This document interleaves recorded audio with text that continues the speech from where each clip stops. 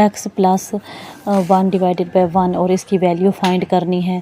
X plus 1/x, यानी इनके जो रूट्स हैं ना 3/8 हैं, 3/8। अच्छा, हम प्लस एक्स की वैल्यू मालूम कर लेते हैं। तो 1/x, और यहाँ जहाँ कुछ नहीं होता वहाँ 1 होता है, इसके ऊपर हम 1 लिख लेते हैं। इसका नोमिनेटर और डिनोमिनेटर भी ले लेंगे। 3 और /x मल्टीप्लाई 3/8 और /3 माइनस /8। अब ऊपर वाली वैल्यू 1 से मल्टीप्लाई हो जाएगी, तो 1/x इज इक्वल टू ऊपर वाली वैल्यू वैसे के वैसे लिख लेते हैं हम लोग, और नीचे वाली यानी प्लस माइनस में है तो यहाँ पे हम लोग एक फार्मूला लगा, यहाँ पे फार्मूला a प्लस बी और a माइनस बी का फार्मूला लगेगा। इनको बंद करते हैं तो a का स्क्वायर प्लस b का स्क्वायर लगेगा। तो यहाँ हम 3 और 8 को यानी इसका स्क्वायर डालेंगे, 3 का स्क्वायर 2 टाइम और 8 का स्क्वायर भी 2 टाइम। अब हम 3 को 2 टाइम मल्टीप्लाई करेंगे तो 9 आएगा, 3 3 ज़ा 9। अब यहाँ स्क्वायर से कैंसिल हो जाएगा, 8 वैसे का वैसे आ जाएगा, 9 में से 8 गया तो 1 आ जाएगा। तो बेसिकली इसका 1 आंसर होगा, लेकिन हम लोगों ने ना इसको प्लस माइनस भी करवा देना। अब x plus 1/x is equal to, तो हम इसके रूट्स लिख लेते हैं 3/8 और प्लस माइनस /8। अब 8 8 से कैंसिल हो गया, 3 को 3 से मल्टीप्लाई किया तो 6 आ गया, यानी 3 + 3 इज इक्वल टू 6। अब x 1/x is equal to 6 इसका आंसर होगा।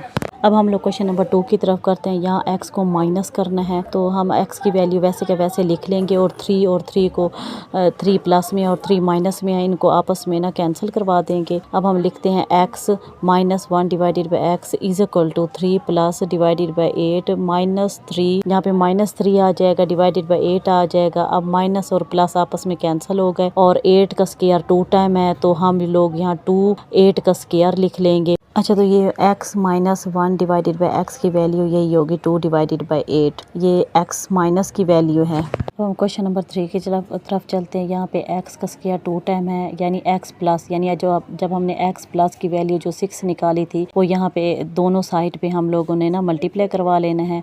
x का स्क्वायर 2 टाइम तब आता है जब हम लोग इनका ना स्क्वायर लेते होते हैं।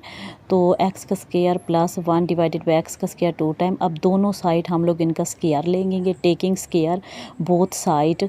तो 6 का भी हम लोगों ने स्क्वायर ले लेना है, और x प्लस 1/x का स्क्वायर लिया, और इज इक्वल टू 6 का भी हम लोगों ने 2 टाइम स्क्वायर लेना है।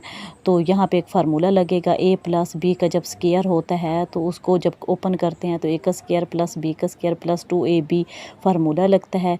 यहाँ पे हम लोगों ने ना यहाँ फार्मूला लगा लेते हैं। a की जगह x का स्क्वायर 2 टाइम आएगा, और b की जगह 1/x का स्क्वायर 2 टाइम माइनस 2ab, यानी x और 1/x।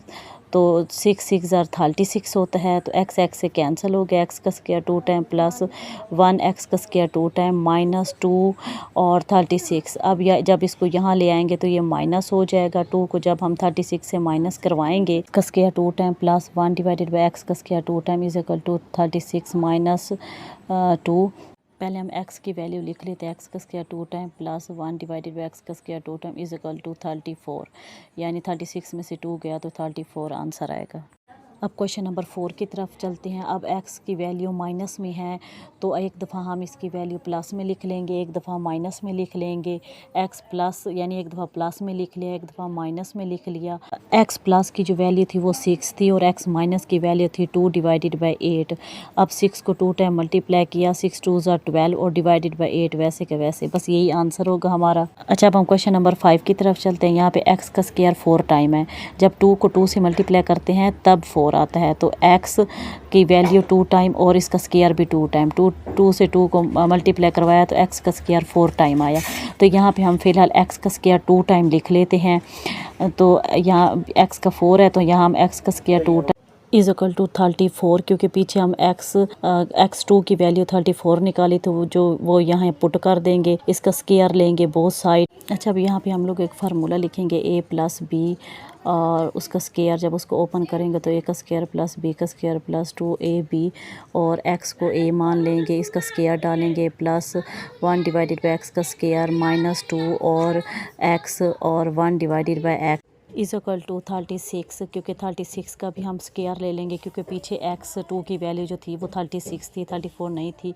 अब x को 2 टाइम मल्टीप्लाई किया तो 4 आ गया, यहाँ पे भी 2 को 2 से मल्टीप्लाई किया तो 4 आ गया, x से कैंसिल, यहाँ पे 2 आया। इज़ इक्वल टू 36 को 2 टाइम मल्टीप्लाई किया तो 1156 आता है, 1156। आप चाहें तो कैलकुलेटर भी कर सकते हैं। 36 मल्टीप्लाई 36 यानी 2 टाइम इनको मल्टीप्लाई करवाया तो हमारा 1156 आंसर आता है।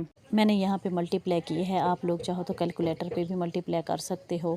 ठीक है, 1 का 1 आया, 1 का 1 आया, 2 और 3 5 और 6 वैसे का वैसे आ गया, तो मैंने इसलिए 1156 लिखा है। यहाँ पे x का स्क्वायर 4 टाइम वैसे का वैसे होगा, यानी 115 में 2 माइनस करवा देंगे हम लोग।